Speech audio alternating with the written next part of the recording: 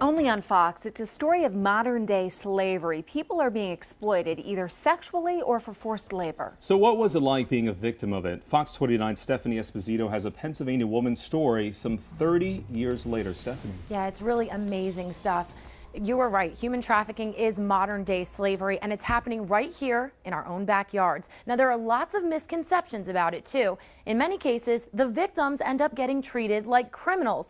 I spent the day talking with a woman who escaped after more than 3 decades in sex trafficking. She's one of the few to make it out alive. He was the most gorgeous thing in my life. Helene was 15 years old when she ran away from what she calls a dysfunctional family life at her home in the Lehigh Valley.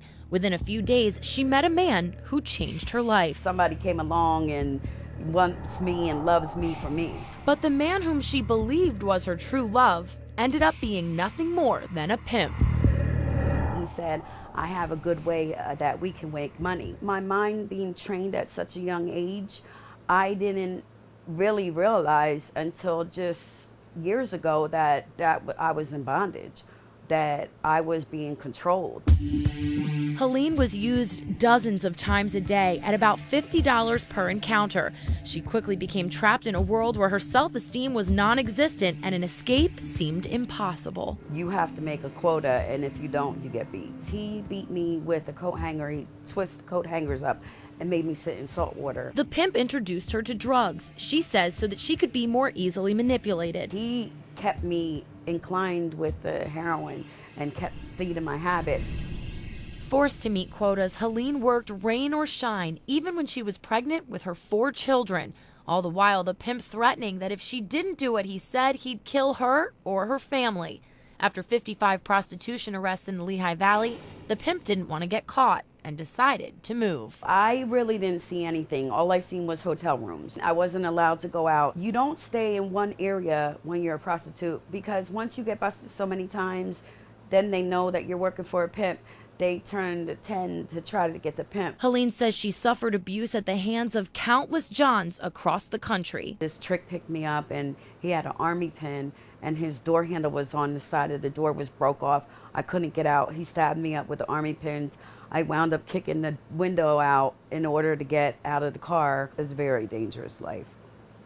Yep. Why did you never try to get away, or did you? I couldn't. I did try to get away. And whenever I got away, it was like somebody knew where I was and told my pimp where I was. So They hunt you down? yes, yeah, they hunt you down. But Helene got a unique opportunity to escape when one day her pimp was punishing her.